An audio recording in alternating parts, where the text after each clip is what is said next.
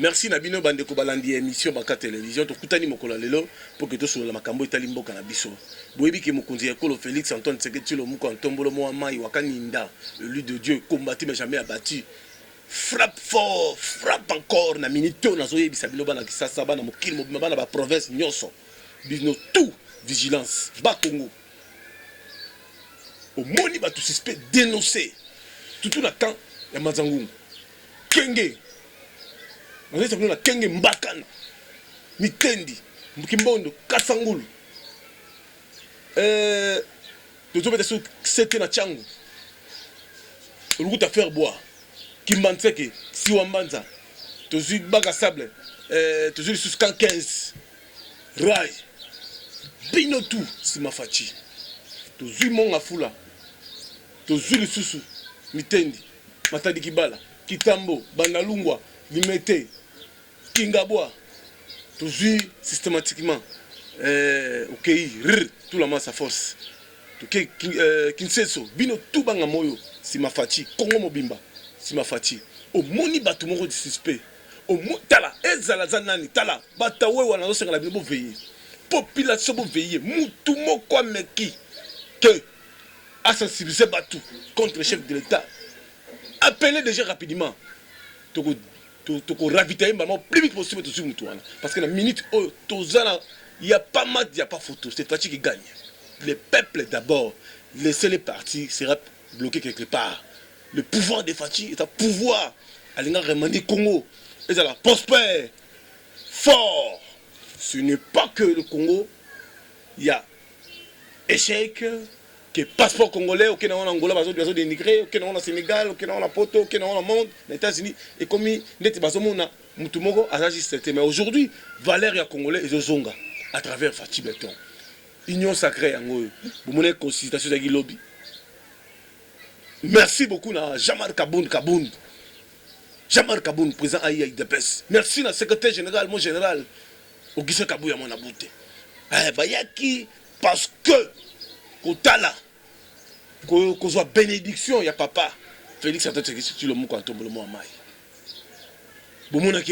Mais il y a des gens, quand on a Sagabino, toujours des montages. Bosali montage, ma avec moi qu'on a possibilité. Bosali montage, tina makambuya, il y a Ogisa Kabouya, oh Kabouya, a sali si carte comme organisateur. Est-ce que Kabouya est organisateur?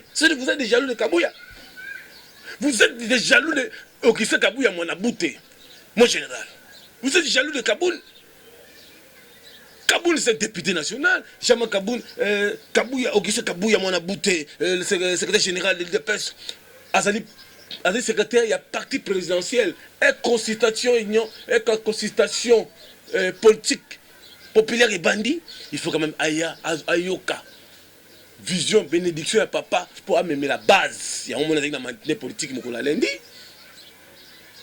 Vous êtes infiltré par des gens que basant la idéologie a état d'esprit parce qu'il dépasse état d'esprit. Il dépasse ses alliés esprit. Il dépasse ses alliés au monde il faut dénoncer. Il dépasse ses attaques non au bon macam. Il dépasse quand il voit quelque chose on attaque. Parce que vous avez l'incarnation à Moukish. Même mon père est patriotique. Les alliés dirigé par Évêque Pascal Moukouna. Évêque Pascal Moukouna, le grand leader. C'est le grand leader. Parce que dans mon pasteur, je vais parler de Tchoko. Oh, dans le tableau prophétique, il y a Moutoubou Yarozonga. Il y a ventir, papa. Tu as tiré le théâtre. Au gang, il y a un pasteur. Quand à l'église, il y a 4 personnes. Moi, je suis bengo zete, moi de godem poya bengo zete, moi de pasteur baroutia bengote, moi président de la biso pasteur godem poya bengote, moi fait pasteur mukuna bengo zete, ako benga bateau bazana batu. Nous la pasteur ka 15 ça batu. Et fait que mukuna uto asekeza monde entier. Ba ko bengo poni zanani. O bata fati bata mabo makasi. Po ba kabilo yo po yo zanani yo pasteur ya Tchoko. Maboko mwindu déjà batté long pembe côté chocolat je sais quoi ça dit bino peut pas conseiller ya Fachi nazo pas conseiller est-ce qu'il y a combien de chômeurs au ba tangi classe ba sali science politique ba bundi lit ya 37 ans batambola monde entier baza même na poto mosusu bazali awa oyo baza na misala te bino boza na misala. Le chef de l'état Félix Antoine Tshisekedi Tshilombo moko ntombola mo amai wakaninda fachi wetu mukeshi telema beta mesadi yo conseiller chef de l'état sokota yo fandi aussi lokolo tieboye nzambe wani. Le chef de l'état après nzambe likolo na c'est Félix Antoine Tshisekedi Tshilombo moko ntombolo mo amai wakani oboyi mela javel na temps oyo président osala union sacrée bindo ba conseiller bosi makolo bofandi boy président fachi beton akula beta mesa to sengi parce que la présidence de la République te rappelle dans ces pays conseil de discipline des alaka tous les conseillers là ils seront interpellés parce que comment fait le chef de l'état à continuer la salle président Telemi mais bien tout déjà faut félicitations et berando kolongele bera kolongele ebera kolongele ebera nzambe apambola yo nzambe apambola yo ngaleki no pacho refina bi nzambe apambola yo nata o tozali kola lisu na lisu mboka la minute na lettre danger le chef d'état il biso union sacrée Roger Lumbala Moïse Katumbi vendredi azalia Roger Lumbala ça après le basi le longa ça après pacho refina zo zala ngapi na sala ngala mo la parler déjà na sala déjà Bemba Gomba ozala Moke ozala Jom Ndonga la ozala Shekoko Mulumba bango pe bazali ko Bahati Lukobe le grand baoba Willy Mishiki oh le belera papa Tchenti c'est que lui a repenti Willy Mishiki ngana lo balonga la pacho refi ngana lega fachi pour penaton nima yo vraiment que non comme muta fachi béton au comme bena idéologie peuple d'abord qui n'est non atome ya papa na biso Etienne Tshisekedi wa Mulumba aux yeux gère de fleurs au tien au sengi pardon pour que ya fachi à considérer ya fachi na zo yebisa yo ngale qui no pas tuer refi moko ntombolo mo amai wakaninda élu de Dieu l'aide du chef de l'état au boy mela j'avais dit au meki keba te ko dégrener ça microbe na minute oyo tozolo basikoyo parce que na minute oyo États-Unis zalia France bazalia ba commandeur belge bazalia ba commandeur français bazalia ba israélien ba égyptien bazalia faire de ce même moral commandant Jia Shikata to kina la police ba mutu même moral na fachi o meki ko za contre est-ce que yo mutu moko o ko so na peuple parce que yo mutu moko zana bokoki o boma peuple nyonso parce que na sima fachi to zana peuple tous en Zambie, tous en Amérique, dans la communauté internationale. Bon, on va la monte. Tous hommes les samuto biberonte. Na minute oyo ko yakutu na loingete pa to dégrener. Ya fachi zwa makambo sérieux. Bana Congo bana mokili mobimba. Pacho les filles. Journaliste à population, les président de la République Félix Antoine Tshisekedi Tshilombo ko ntombolo mo amai wakaninda. Muiwa bilonda. Christian Tshisekedi, Bob Tshisekedi, Parti Tshisekedi. Didier Moudimbo, Bofandi Karaboy. Ba parlementaire debout, ba sénateur, des héritiers, Bofandi Karaboy. Président Ville, général Neuville, président J.C. Mwamba, président Kebano, président Gilles Kabloubi, pasteur Gili, Yokasson. Na minute tozomel sa mutu biberonte. Binomoko total non. Image wana président Zokota. Ba conseiller nzambe wa mudilo tozo la tête biso est-ce que biso tozo ka salaire bi ozo rango $10,000 mais bi ozo ka salaire boza ka spécial boza la banda ka bien bofanda ka place bien bola la place bien mais biso ba le président de la République Fachi Béton tozo concevoir pouvoir tozo liste de kola liste tozo mema bino pour salisa yana biso bino pour accompagner biso toyo ka sonité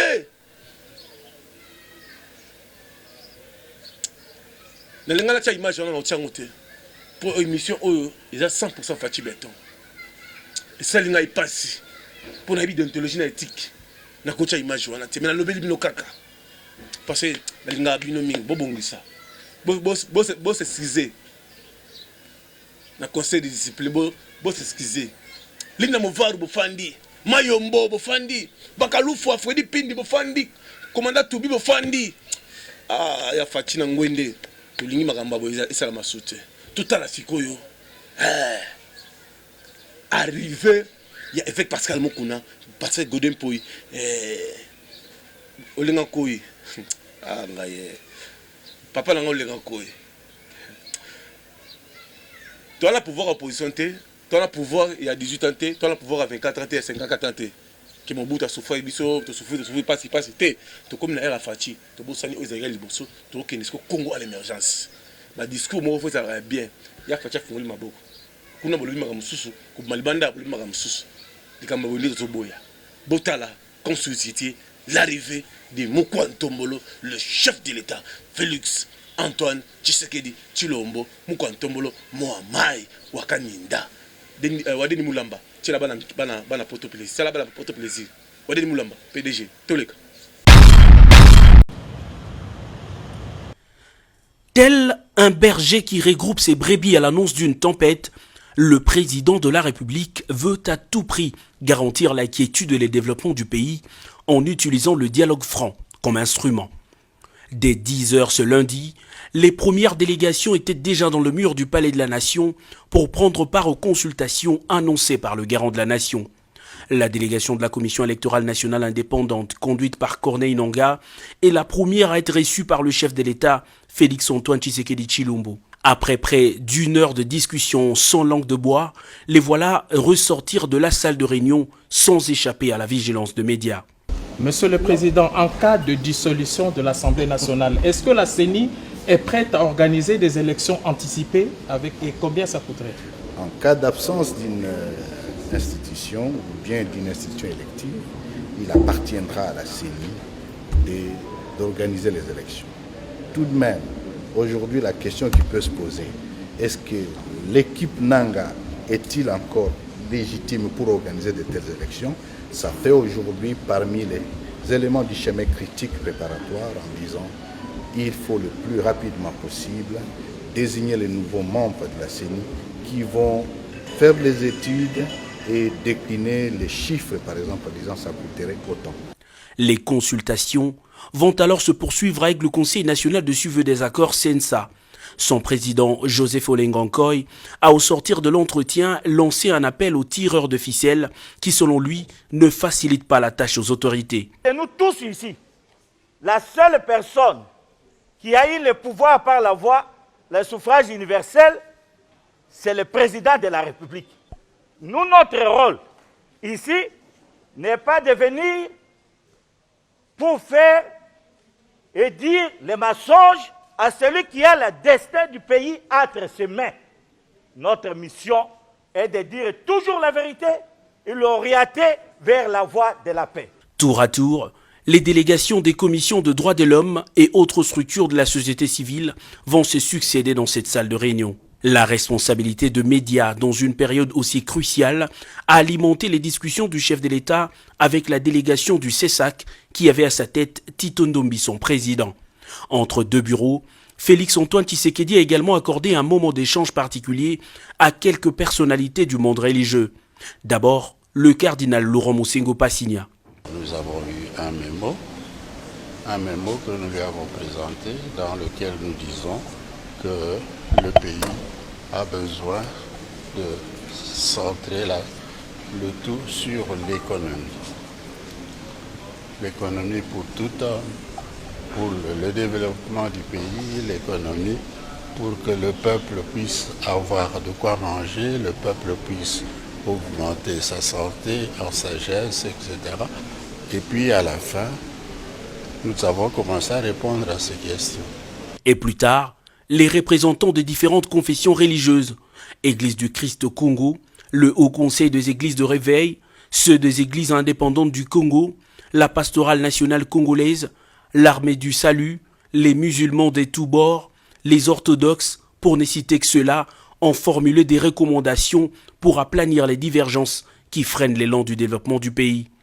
La question électorale était aussi à l'ordre du jour des discussions entre le président de la République et le représentant de la Commission d'intégrité et médiation électorale. Des nombreuses structures comme celle de la société civile électorale et l'organisation du suivi du processus électoral ont eu également leur moment privilégié d'échange avec le chef de l'État.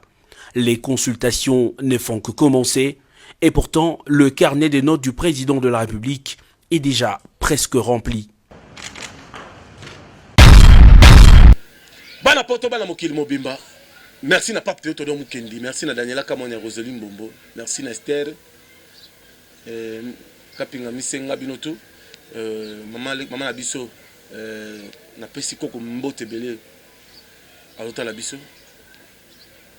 Koko na pesi mbote belé, maman Marthe Kasalo. Zambe apambola yo. Maman Marthe Kasalo Tshisekedi, zambe apambola yo. Keita Kalombo leki nanga. Cousin nanga asali bombe atomique na Chine bola na image na ye bola na image Keita Kalombo en direct de Chine asali bombe atomique à Distenga tala fatini ngazo pambola bana tala fatini ngazo fungola bato mitema ebongo yo boya toleka.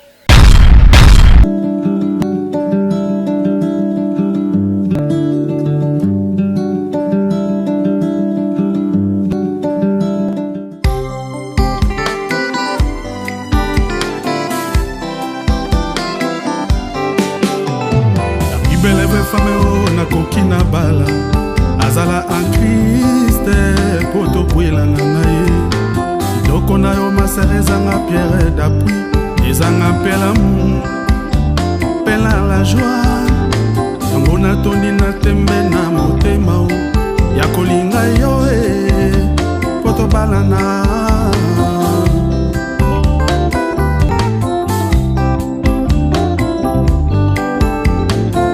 beleve fame o nalingi na kwela azala en Christ poto kwela nanaye.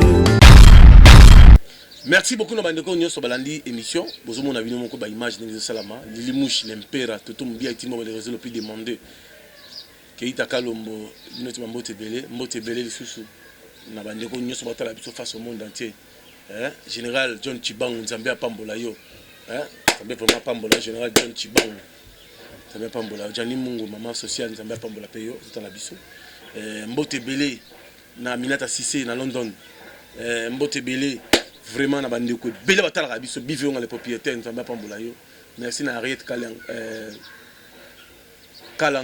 Ariette Kalanga la maman en direct de London bango pe batala pa tuer fimo na muteketa na ifera bino makambo tele bakuluna musu ba kana opération likofi ba bombi ba préfecture habité bana le ozanga bango métier nous quoi la tozana année action ba bis nous on a transcueilli na minute de ça 100 microbes plus de 100 bis transco fachi beta quotidien tellement coulou les amakasi toujours récupérer tous les coulous on a criminel yakao service national bon on a quelques photos bon on a dit dans l'image il y a la police où bazaki par rapport on est bien parce que eux ils a sans formule eux ils ali émission pe chaîne ya fachi beton eux ils ali les qui fachi pas tuer refi les du chef de l'état au boy qui n'est na Brazzaville benga son président au boy mais là Javel awas sans formule fondation Fachi solution maman Brigitte Mwanzaka Beya même moral ma Brigitte mon affiche na sima maman Brigitte Mwanzaka Beya maman Faso Fachi solution vela biso Shikito Mushashino nazo kebisaka ba musicien o beaucoup ba bureau de beaucoup oteka ba congolais ba comédien na ba journaliste tala o ta maman Fachi tala bo kangama désordre liste nous a déjà pas Fachi tolanda image ya bandi on a biso ba policier ba sala avec boulot na ndenge na bango pe ça m'a fait bien o bakanga kuluna pelelo pena ba na service national toleka. Songo et Jean-Pierre Kassongo ont entamé des discussions en vue de la matérialisation des instructions du chef de l'État. Le commissaire provincial de la police a apporté une oreille attentive et s'est dit déjà disponible pour mettre tout en œuvre. Moi je suis venu demander qu'il mette à la disposition du service national tout ce qu'on a comme Koulouna dans la ville pour renforcer la productivité au niveau du service national. Donc, il s'agira de leur encadrement, posé déjà dans les jours ou les heures qui suivent il va tout mettre en œuvre pour que ces gens soient rassemblés et qu'enfin qu'ils soient mis à la disposition du service national. Le commandant de la ville de Kinshasa, Silvano Kasongo, continue à mener des opérations ciblées en vue d'arrêter les Kuluna et autres inciviques qui sèment la terreur au sein de la population. Il promet de ne pas baisser les bras. Vous vous souvenez, lors de la présentation la fois passée de Kuluna, le gouverneur... Bana poto bana mokili mobimba tokomi na suka na émission na biso mokolo lelo beaucoup de kotalaka banka télévision pas de réfugiés sa population mikolo na lobby na 100% politique leki ya fachi ba action toi chef de l'état na zo lobby lango na zo ko accompagner mokonzi ekolo to za lisu ko la lisu tala ba bureau de parallèle so ba kangio au sambo ba na zo ba la bino ba bureau de parallèle président boya ba aner o izalaka ya ndako aboya président boya ba bureau de oya bino mozanga na bino basa ko sala bokoma otambola ka bakoma ba classe ko kanga ba pata tout ça état de droit mutu abangsa mutu to meki ba dégriner ba foka international ba yé avec patriotique peut zo continuer avec Pascal Mukulu nzambe pambola yo veillez quand na micro veillez na ba invité na yo veillez na ba enveloppe na yo avec Pascal Mukulu aux allez qui n'ont pas de refus. Merci Élysée Madiam, Mathieu Madiam, merci na bino nyonso au tala rappel biso. TV comme l'engrais mande au tala rappel biso, émission population. Ah on est vérité. Tout ça pour l'ensemble sa peuple. Comme ça bien pas de refus pour comme député, il faut qu'on appelle député quoi. Vous avez droit à mututu. TV comme l'engrais. Merci à vous et restez branchés sur Banka Télévision. Ndeko Kabila n'a pas ça qui est déjà ngai conseil liboso. Avant Matonabi na Kabila, si tu veux être grand na comme le même message. On doit être grand dans ce pays. Longwa na makambo ya politique. Longwa na FCC, Longwa na PPRD. Au côté de la histoire, tu as fait tes deux mandats. Personne n'est parfait. C'est pour dire que ce n'est pas le fait de rester longtemps au pouvoir qu'au côté de la histoire, non. Aux sénateurs. D'abord, au regard de la Constitution, un sénateur à vie n'appartient pas à un parti politique. Il y a solo, bako retirer que sénateur à vie. Aux oiseaux, il y a 400 et quelques, combien mille, na mona qui n'a pas réseau social, le kuta ou pas, na lingi mayo, ministre de budget, à clarifier. Mais vous avez aux en a garde nayo, aux en a bamba ferme, biloko nyoso batikelio même, biloko l'état aux ouaka, ya domaine de scellé, ba ferme, batikela yo. Olingi sunini tata mukonzi ndeko nangaye, tika biloko, nde conseil ngana kopete, parce que nandenge oyo. Félix Azo bâton déjà les lots, il y a FCC et Zoko Chaviré. Il y a des capitaines aux Akuna. Mais Félix Adam na malamu ayena ba gilet de sauvetage. Moutako joue gilet de sauvetage on a été étalio pour bateau Zokende. C'est l'union sacrée qui va diriger le Congo de demain. C'était déjà il y a union sacrée, c'est ça la ma oh ça les akaba formalité. Et ça on va bien la politique habillement. Il faut qu'on habiller. Ce qui est dit à la liste on a 267 députés signés. Balobi, si c'est pour la nation, l'union sacrée, Tozali. Tozali a 67 sénateurs, ba signé, na Mikanda na Bango. Na baza peut filmer, muto a signé, na bazo filmer, babangite. Do makambozo le kana. Et ko balana non na parlement, ko changer na bureau. Et Assemblée nationale, bureau à Sénat, apprendre ndeko ilunga ilukamba, au moins moko abando ça déjà ba arrêté, ko antidaté, ba décret ko antidaté pour éviter azokende.